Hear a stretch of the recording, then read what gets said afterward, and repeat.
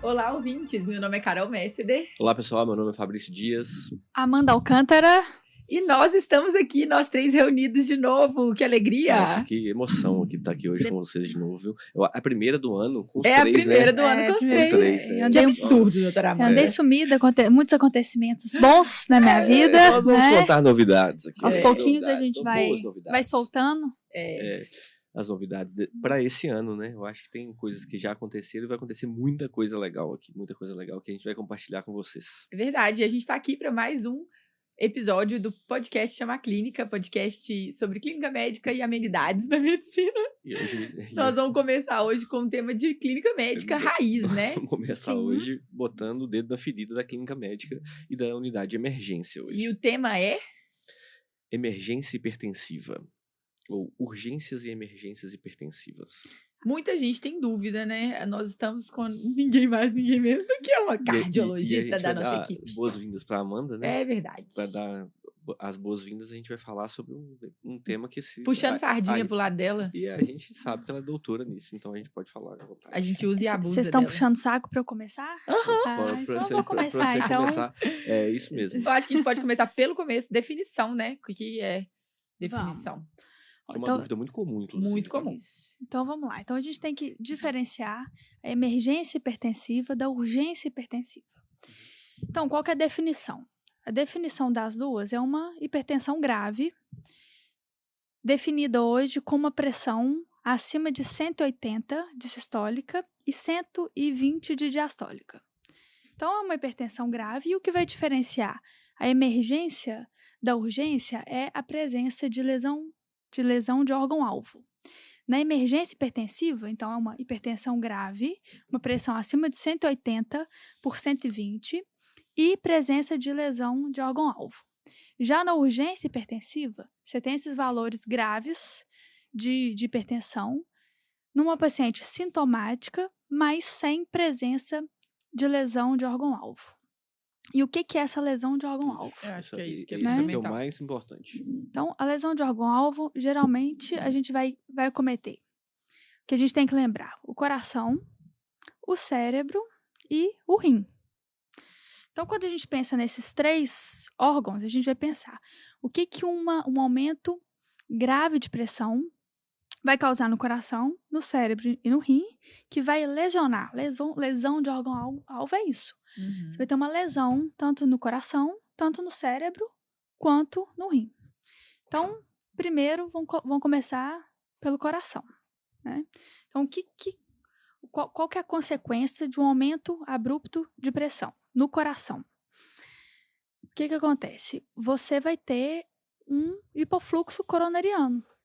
Então, você vai o quê? Falta, né, oxigênio para as células cardíacas. Então, você vai ter aí o que a gente chama de uma síndrome coronariana aguda. Né? E como que o paciente vai manifestar isso no pronto-socorro? Que ele está com uma síndrome coronariana aguda devido a uma emergência hipertensiva. Ele vai ter uma dor torácica típica. Então, se você está no pronto-socorro, chega um paciente com uma pressão acima de 180 por 120 e dor torácica, você tem que pensar que esse paciente pode estar em uma emergência hipertensiva. Certo? Perfeito. Algumas considerações, doutor Fabrício? Mas aí tem uma definição importante, uma conduta muito importante. Procure ativamente os sinais e sintomas. Então, assim, a gente sempre está cansado de falar que a gente não dá bom dia para quem a gente não conhece, né? Então, você falou muito bem, o raciocínio clínico na emergência ou urgência hipertensiva, e eu acho que o mais importante aqui é emergência hipertensiva, né? Saber reconhecer, né, as lesões de órgão-alvo. Que é o mais grave, né? A emergência hipertensiva, eu tenho que pesquisar exatamente isso. Eu estou suspeitando que é uma síndrome, pode ser uma síndrome coronariana aguda, então tem que pesquisar ativamente, né? Então, assim, a história clínica e o exame físico. História clínica, quando eu falo, é comorbidades, porque às vezes a paciente não tem uma dor, anginosa, mas tem um equivalente anginoso, por exemplo. É. Então, assim, saber as causas, fazer essa divisão, você disse muito bem, Amanda, assim, eu acho que como que a gente divide a emergência nas lesões dos órgãos-alvo principais, e aí, a partir disso, a gente fazer nossa lista de hipóteses diagnósticas. Quando a gente fala de script de doença, é exatamente isso, né? Porque quando a gente fala de síndrome coronariana aguda por uma emergência hipertensiva, né, a gente está falando que o que está causando esse hipofluxo coronariano é o aumento da pressão, Sim. não o raciocínio de ter uma doença aterotrombótica, Sim. né, que é uma coisa que realmente a gente tem que diferenciar. E vai ter alguns exames que ajudam a gente, né? Por exemplo, um eletrocardiograma vai ajudar, curva de troponina, né? A permanência dos sintomas, mesmo depois que você abaixa a pressão dele no pronto-socorro, isso é importante também. Essa observação clínica, esse monitoramento, né, semi-intensivo, vamos falar assim, no Sim. pronto-socorro, né? E aconteceu assim, pode parecer fora do padrão, né? E é realmente. Mas aconteceu essa semana no ambulatório, porque não é comum de chegar esse paciente pra gente no ambulatório, né? Mas vez ou outra isso acontece mesmo. E aí é importante você reconhecer esses sinais de gravidade e saber que você não está no melhor ambiente para tratar aquela situação. Então, você pode tentar manejar a pressão, nesse caso da urgência hipertensiva, você pode tentar baixar os valores de pressão, nós vamos falar disso lá na frente. E se o paciente recorrer com sintomas, ou se não houver um decréscimo da pressão importante, esse paciente tem que ser monitorizado, tem que ficar ali numa avaliação, às vezes fazer os exames, né? Então, é importante que ele seja transferido para um lugar onde ele vai ser melhor conduzido, né? Então, se você estiver num centro onde você não tem condição de manejar esse paciente, vai ter que transferir, infelizmente. Eu acho que essa observação é muito importante. Tá aí uma urgência que chega no ambulatório. Se a gente for pensar nas urgências que chegam no ambulatório, essa é uma delas. É mais frequente. Relacionadas ao diabetes, a gente pode ter algumas também. Acontece, às então, vezes. assim, mas essa... Porque a pessoa, primeiro que muitas vezes o controle, o médico que ela vai fazer o controle é o acesso que ela tem ao sistema de saúde. Sim. Se a gente for falar dos pacientes do Sistema Único de Saúde, né? Agora, se a gente for falar até do paciente da rede privada mesmo, ele subestima o sintoma, ele não dá muito valor, e vai no médico para um, entre aspas, controle. Chega lá com sintoma e com com descompensação aguda, por conta de uma elevação abrupta da pressão. Então, assim, eu acho que é muito importante ficar atento com isso. Reconhecer e responder a seguinte pergunta. Eu consigo manejar esse paciente onde eu tô? Exatamente. Não é passar o problema, tipo uma batata quente, vamos transferir de cara. Porque se for uma emergência, você tem que transferir imediatamente. Porque você vai ter que começar drogas venosas, né? Parenterais. Agora, se for só uma hipertensão grave, e não tem lesão de órgão-alvo, que seria, né, essas condições que a gente está falando, você pode tratar o paciente com medicação via oral no ambiente de ambulatório. E monitorizar. Você estava falando do que deve chamar nossa atenção para complicações, né? Foi aí que parou. Sintomas, então, sintomas. Então, uma dor que não melhora, ou um sintoma ali, pensando uma dor anginosa, num quadro isquêmico associado à emergência hipertensiva, pensando numa dor que não melhora, com a redução do nível pressórico. O que mais que você identifica aí na clínica que deve ser um sinal de alarme? Quais outros sinais e sintomas? Um eletrocardiograma, né, gente? Se vier um supra GST, aí já não tem jeito. Você vai pensar em doença aterotrombótica. Você não vai pensar simplesmente numa emergência hipertensiva. Uma curva de troponina. Por sorte, essa paciente tinha sintilo e CAT, tipo, super recentes. Sem obstrução. Normais também. Então, assim, se você chega um paciente no pronto-socorro com uma pressão acima de 180, dor torácica, você começa um antihipertensivo parenteral e nas primeiras horas melhora o quadro de dor, eu acredito que você pode atribuir isso a uma emergência hipertensiva. Agora, se você não abaixa a pressão, se você abaixa a pressão e mesmo assim esse paciente continua com dor, ou se ele curva a troponina, altera eletro, aí você vai no fluxo de no protocolo de síndrome coronariana aguda para a doença, pensar em alguma causa aterotrombótica. Né? Acho que é por esse raciocínio clínico aí, né, Sim, Fabrício? sim, eu acho que, de novo, a gente tem que pensar sempre no que é mais grave. Urgência e emergência, se a gente pensa, elenca ali, ó, o que das minhas possibilidades para esse paciente é o que eu tenho que descartar que é mais grave. Porque aí a gente vai ter no nosso script de doenças, algumas doenças que são potencialmente fatais. Você falou de infarto, acrescento aí uma que é muito grave e que a gente tem que saber que ela existe e minha impressão, até baseado na literatura e no que a gente vê em pronto-socorro, é que ela é subdiagnosticada, que é dissecção de aorta. Então, assim, Sim. dissecção de aorta, assim, Outra possível lesão de órgão-alvo de uma emergência. exatamente. Então, assim, eu acho que é aí que a gente tem que saber reconhecer e saber pesquisar, porque muitas vezes a gente não o médico não primeiro que muitas vezes ele não sabe, ele não reconhece que pode ser, e segundo que ele não pesquisa, entendeu? Então, assim, e quais as alterações que a gente pode buscar pensando numa dissecção de aorta? Bom, então vamos lá. Então, pensando, vamos no aparelho cardíaco, né? Isso. Então, emergência hipertensiva, pressão acima de 180 e o paciente com dor torácica. Duas possibilidades. Está tendo uma hiperperfusão coronariana ou pode estar tendo uma dissecção de aorta. Isso. Né? Então, o exame clínico vai dar algumas pistas pra gente. Nortear um pouco a nossa busca. Sim. Pulsos Assimétricos. assimétricos. Exames de imagem, um raio-x com uma área cardíaca, um mediastino Alargamento do mediastino. aumentado. Diferença de pressão nos dois membros. É uma pista que a gente pode ter. Uhum. Às vezes o tipo da dor ajuda? Olha, a dor da dissecção, né, os pacientes relatam como uma dor que está rasgando, né? Eles falam, está rasgando de cima para baixo.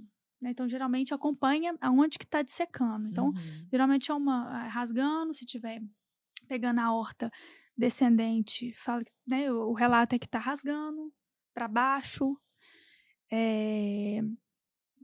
Agora, a dissecção é um diagnóstico difícil.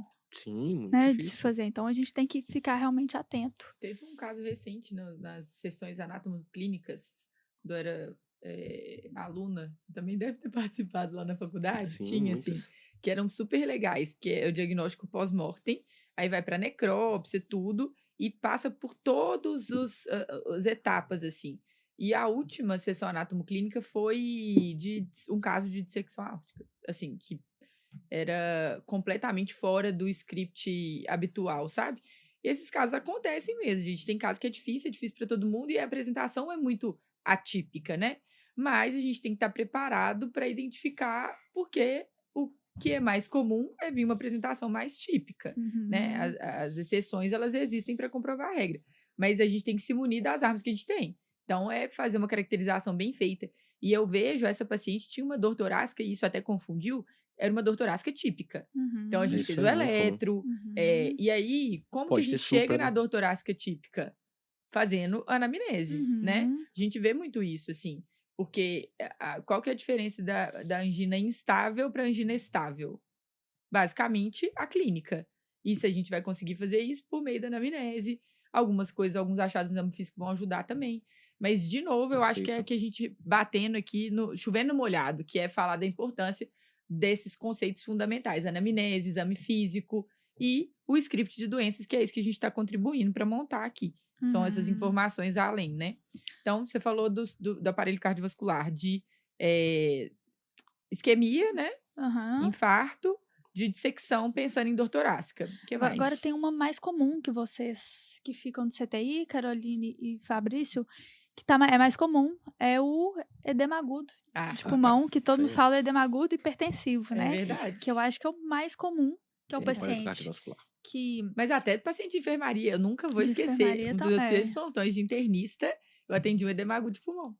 E é gostoso de tratar, gostoso de tratar. porque o paciente responde, né? Assim, depois que você trata a primeira vez, E você tem que gostoso, tratar bem, você tem que ser um bom médico, igual nós somos, né? Verdade, isso aí. Então, quais são as características, assim, que você... Isso é importante. Então saber reconhecer edema agudo de pulmão. Então, seria um paciente com pressão acima de 180 por 20 que chega no pronto-socorro com sintomas de insuficiência cardíaca, né? Que seria, então, dispneia. O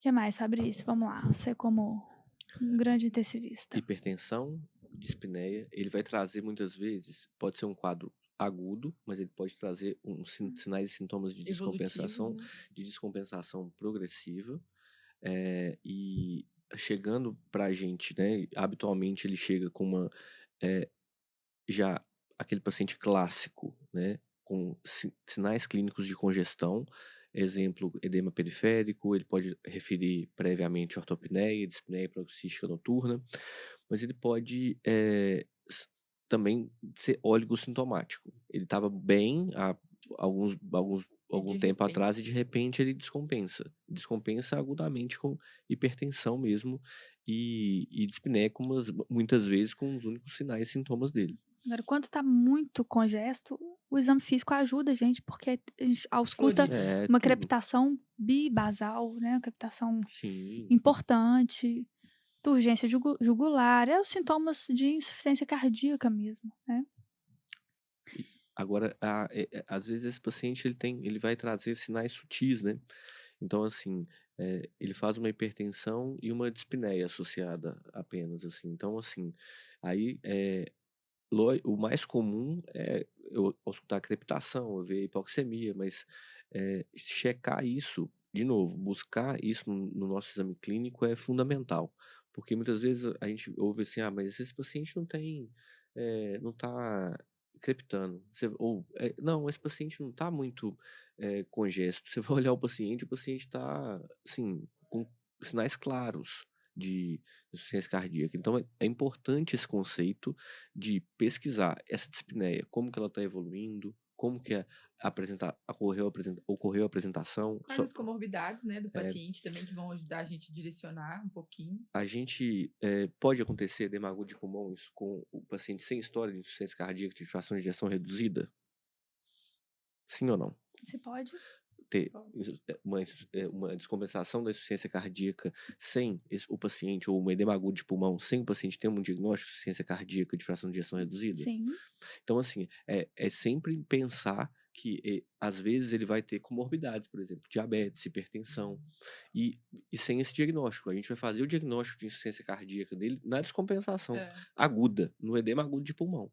Então, assim, saber reconhecer isso, e como vocês bem disseram, é uma causa muito comum. Talvez das causas que a gente for elencar, que a gente falou até agora, é a causa mais comum, realmente. E lembrar sempre, gente, do edema agudo hipertensivo súbito, lembrar sempre do equivalente anginoso.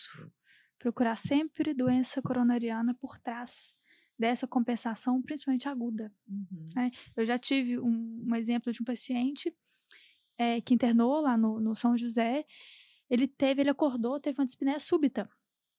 Foi para o pronto-socorro, estava hipertenso. E uma dispneia súbita, né? Não foi uma coisa progressiva. E aí eu achei estranho, será que poderia ser um equivalente anginoso? Fizemos um CAT, tinha uma DA subocluída. Né? Então isso é pra gente sempre ficar atento a isso. A gente né? teve um caso recente disso.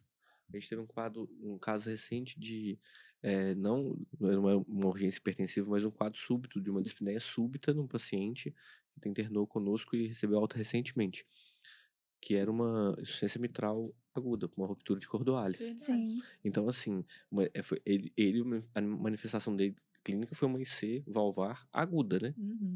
Súbita. Então, assim, lembrando que esses quadros, eles podem vir crônicos, mas e aí, se está descompensando agudamente, vá atrás de um fator causal. Então, hipertenso, chegou hipertenso no pronto-socorro, edema agudo de pulmão. Não, estava ótimo de manhã. Isso começou agora à tarde. Opa, aconteceu alguma coisa nesse meio do caminho aí. Então, ter atenção para isso. Na apresentação clínica, a gente pode ter também diaforese, paciente sudorético, inquietude decorrente dessa hipoperfusão.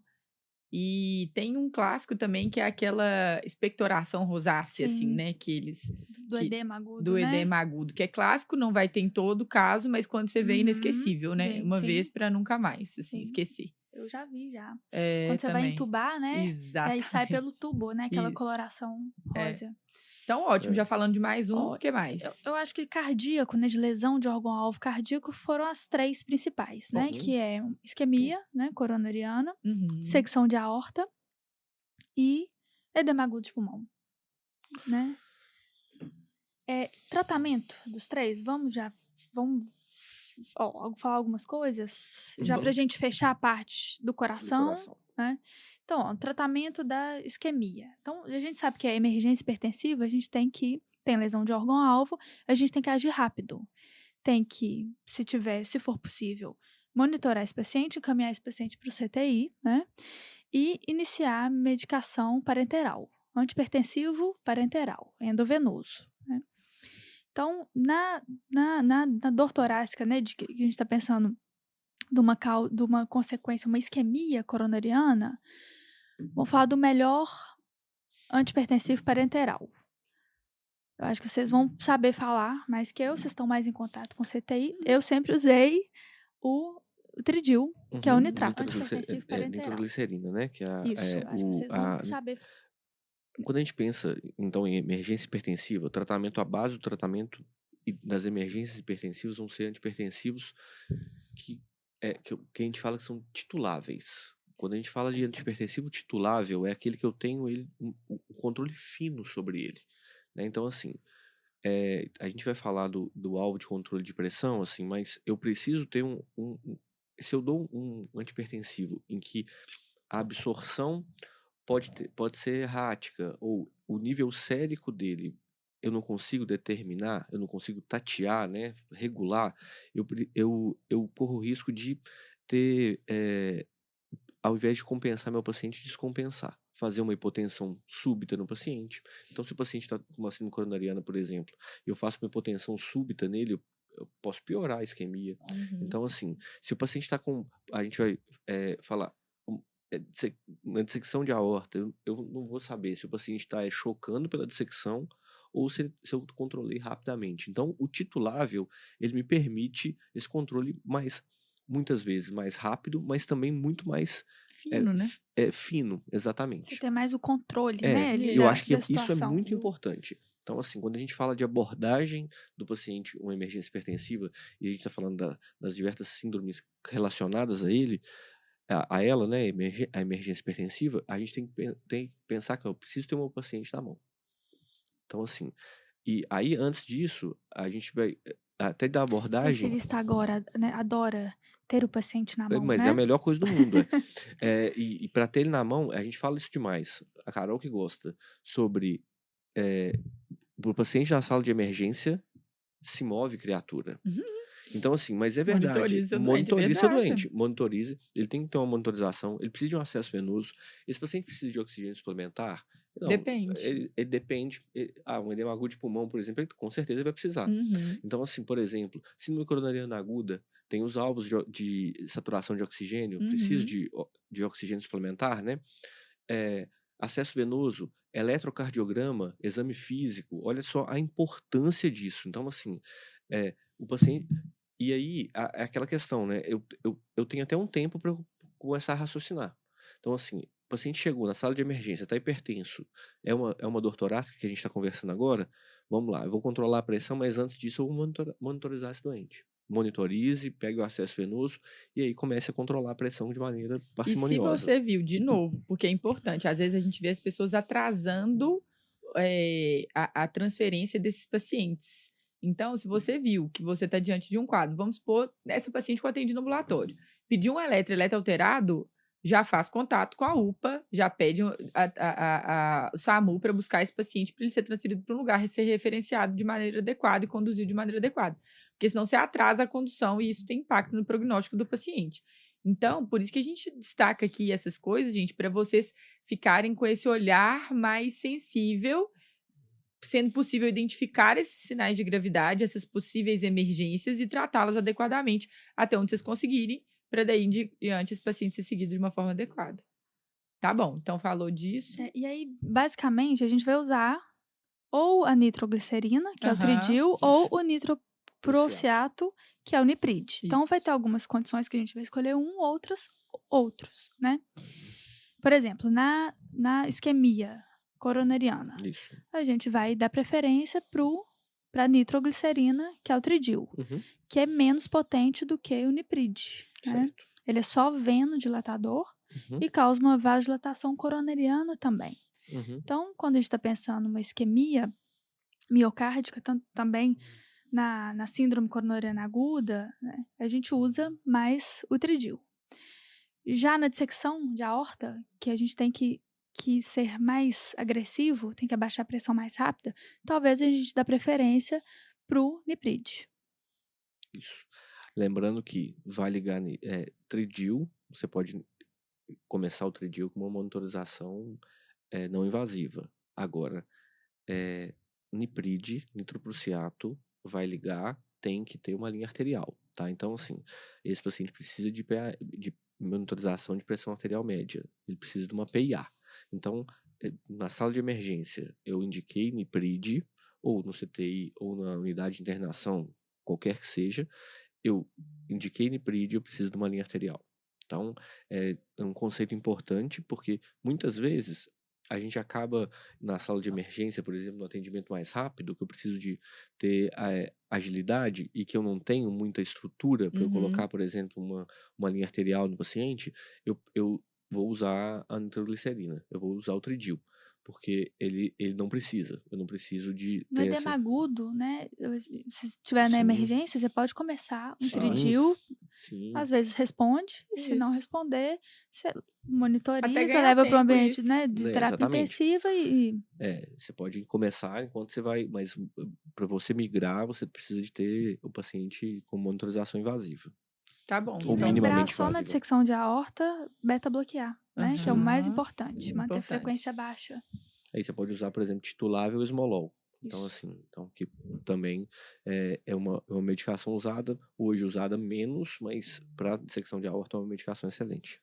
Eu acho que é isso. Fechamos aí as emergências hipertensivas de lesão de órgão-alvo, que seja o que vai cometer o coração. Ótimo. Agora, cérebro. Bora. Então, vamos lá. O que uma emergência hipertensiva pode causar? Né, quais são os sinais e sintomas que o paciente vai ter? Pensando numa lesão do sistema nervoso central. Certo. A gente pode ter sintomas parecidos com AVC, que são sintomas neurológicos. Geralmente a gente tem o quê? Déficit focal, simulando um AVC, né? Uma parestesia, uma afasia, que mais? Disartria. Disartria. Então, assim, déficit neurológico focal de membros, por exemplo. Então, lembrar da tríade, né? Déficit focal de membro, déficit fala e desvio da rima labial. Então, sempre esse quadro clássico de AVC, né? Isquêmico, né? Então, assim, sempre busque isso, pesquise isso.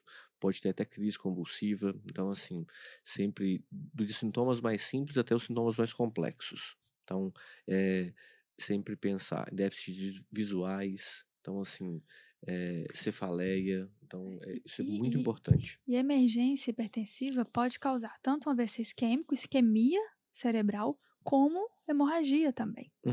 Né? Então, é importante também a gente agir diante desses sintomas no paciente com uma hipertensão grave. Né? Tem um mnemônico pra gente que gosta. Vai lá, Carol. Que é de AVC, que é SAMU, é fácil de lembrar. Isso aí. Que aí são exatamente isso que vocês falaram, só que para estar na ponta da língua mesmo, para você ficar fácil de pensar em AVC. Então, S de sorria, você vai pedir para o paciente sorrir, ou às vezes até mandar um beijinho também, que aí você consegue deixar mais claro se houver algum desvio de rima e tal, de comissura labial. A de abrace, que é para o paciente fazer o movimento, para você ver se tem déficit focal, perda de força. E M de música, que é para você pedir para o paciente, você pode pedir para ele repetir uma frase, enfim, você vai ver essa alteração da fala, se tiver possível, se tiver presente. E o de urgência, se você identificou alguma desses 3 alterados, isso é uma urgência médica, é uma emergência, então você tem que chamar auxílio. Então, para ficar fácil, pra vocês lembrarem. O AVC hemorrágico, né? Então, assim, aí, quando a gente fala de déficit neurológico, a gente está falando dos 2 tipos. Óbvio que no déficit focal, a gente vai ter é mais provável de ser isquêmico, mas, e é muito importante a gente diferenciar um do outro, porque a conduta na hipertensão, já que a gente está falando de emergência hipertensiva, difere de um para o outro. Sim. Então, assim, diferenciar ou saber identificar um do outro, assim, e saber a conduta que a gente vai tomar é fundamental. E aí como que a gente vai diferenciar isso? Fazendo exame de imagem, Exato. né, gente? Então é importante uma TC de crânio para Sim. descartar, principalmente sangramento, né? Porque o que vai Exatamente. aparecer pra gente aí na fase aguda é sinal de sangramento, né? O AVC Uhum. isquêmico às vezes aparece mais tardiamente, né? Em Isso, 48 horas. Lembrando das janelas, né? Então, assim, se o paciente não tem sangramento, é um déficit neurológico, hipertensão, eu tenho que vou tomar uma conduta imediata, que é trombólise, né? Ou trombectomia, ou os 2. Então, assim, se eu tenho um déficit neurológico, hipertensão, com o doente sem sangramento, eu vou estar indicando vou indicar uma terapêutica caso ele esteja na janela de trombólise, por exemplo. Então, por isso a importância de eu agir rápido. Às vezes o paciente chega e ele está no limite da janela terapêutica. Então, Uhum. assim, eu tenho que ser rápido, assertivo, reconhecer a gravidade, reconhecer e ser ágil, porque é onde a gente vai fazer diferença, né? Então, onde a gente vai poder salvar o paciente até de sequelas. E tem outra, então uma terceira da parte neurológica, que é a encefalopatia hipertensiva, Perfeito. que é menos comum, a gente vê pouco. Uhum. A gente já teve paciente com encefalopatia hipertensiva lá. O diagnóstico é de exclusão, Exatamente, né? isso é importante.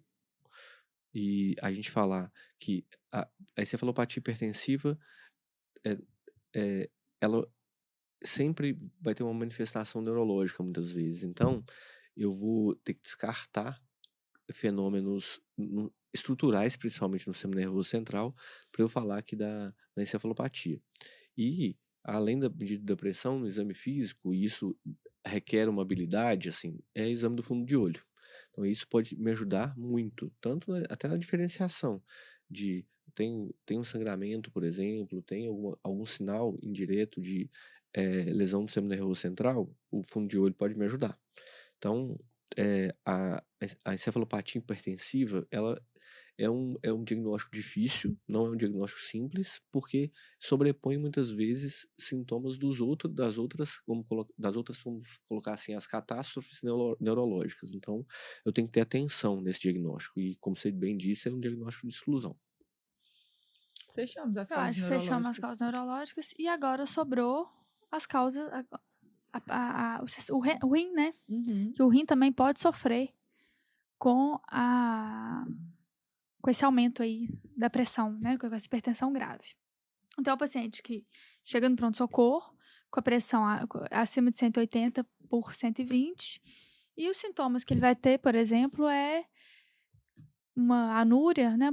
Um paciente que fala, ó, parei de urinar, tô achando que ou ficou anúrico, ou oligúrico, ou diminuiu, né, nas últimas horas aí, a diurese. E aí você vai pedir um exame de sangue e tá as escórias renais aumentadas. Então, e a gente vê que quando essa disfunção renal é devido à hipertensão grave, você controla a pressão e as escórias renais melhoram e o paciente volta a urinar, né? Então, importante também lembrar disso, porque eu acho que a gente esquece um pouco da insuficiência renal aguda no contexto de uma hipertensão grave, né?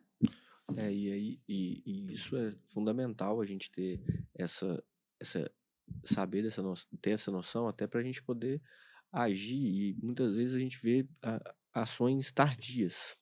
Então, assim, essas ações atrasadas é que é um problema, assim. Então, eu identifiquei o problema, de novo, trate a emergência como uma emergência mesmo. A gente tem o termo emergência é aquilo, eu já estou chegando atrasado. A emergência eu já tô a gente tem que considerar isso. Então, por uma lesão renal, por exemplo, se eu não ajo com rapidez, assim, com agilidade, né, de controle pressórico, por exemplo, o paciente vai perder o rim. Então, assim, é muito importante esse reconhecimento rápido e essa ação rápida. Isso. Perfeito. Eu acho que a gente fechou. Quer dar alguma mensagem final aí desse assunto, que é tão importante? Só uma observação muito importante é alvo de controle pressórico. Nem rápido demais, nem lento demais. Uhum. Então, assim, sem ansiedade para tentar controlar rápido, aquela coisa, nossa, eu tenho que controlar a pressão do paciente rápido. Não, não é assim. Existe meta pra gente... Existe meta de controle de pressão na emergência hipertensiva, é 10 a 15% na primeira hora. Então, eu vou reduzir aquela pressão de 10 a 15% na primeira hora e até 25% em 24 horas. Então, assim, é uma redução lenta. Então, mas, por exemplo, se a gente pensar nessa paciente que chegou lá para mim, estava com 200 de sistólica. Aí ela reduziu para 185 em 1 hora. Então, perfeito. foi dentro do alvo. Dentro do alvo. Mas esse é o correto. Uma redução gradual. Se for pensar em 25% de redução de pressão em 24 horas. Eu tenho um paciente que chega com 200 de sistólica vai para 150. Vai para 150. Dia, por exemplo. Super razoável. Uhum. Isso. Eu quero uma polêmica. Captopril sublingual, doutora Amanda, para baixar a pressão? Depende, assim, depende aonde vocês... Engole o captopril, pra que vai colocar debaixo da língua? Ele não tem absorção nenhuma, né? Não tem. Sorvete na boca. Não tem muita diferença. Depende de onde você tá, depende do contexto. Não vou você também julgar, não vou julgar. Ele pode engolir, só se ele não puder engolir. Se ele não puder engolir. Ou se você quiser um efeito placebo adicional pra colocar debaixo da língua. Você gosta, né, Eu gosto da polêmica, gente. A gente tá brincando, mas é porque tem muito esse mito aí do captopril sublingual. Sim. Existem medicações que têm apresentação sublingual e realmente a absorção é maior mesmo, mas não existe evidência que isso é verdade para o captopril. Então, se você estiver num lugar que tem captopril lá, por exemplo, no ambulatório, a gente tem uma terapêutica super restrita. Eu tinha lá captopril, anlodipino e uma losartana. Então, assim... E tem que fazer o que está disponível, É o que está disponível. No... Então, se você tiver captopril, um desses, ok, é o que você tem, use as armas que você tem. Agora, não precisa ser sublingual. Mas aí eu vou aproveitar e vou deixar... já for para as mensagens finais. Eu vou deixar hoje não vou falar uma frase, mas eu vou falar uma coisa que é fundamental para o médico que está começando agora, está de plantão e que adora reclamar da estrutura. Vai pegar na ferida, assim, doutor Fabrício? É porque assim, você tem que fazer o seu melhor com o que você tem. Isso aí. Então, assim... Até porque você escolheu estar lá. Exatamente. Então foram escolhas. Porque eu não fiz porque eu não tenho estrutura, não é desculpa para você não fazer nada. Então, chegou um paciente no seu ambulatório. Você tem um monitor, você vai ter para medir uma pressão arterial não invasiva. Até o eletrocardiograma, você vai fazer um acesso venoso no paciente e você vai ter antihipertensivo. A gente acabou de falar, 10 a 15% em 1 hora e 25% em 24 horas. Gente, assim, eu tenho como pensar, raciocinar, sem ter um arsenal terapêutico e propedêutico gigantesco atrás de mim. E olha o tanto que a gente falou de identificar a gravidade. Exatamente. Então, primeiro, o que é? É uma emergência? É uma urgência? Opa, o que eu tenho aqui? Quais são as armas? Você precisa agir rápido, você pode pensar, você tem tempo, né? Então, exatamente. Fazer a melhor medicina possível com a estrutura que você tem. Então, assim, faça o seu melhor mesmo, com aquela estrutura. Se você... eu tô prestando a melhor assistência pro meu doente. Perfeito.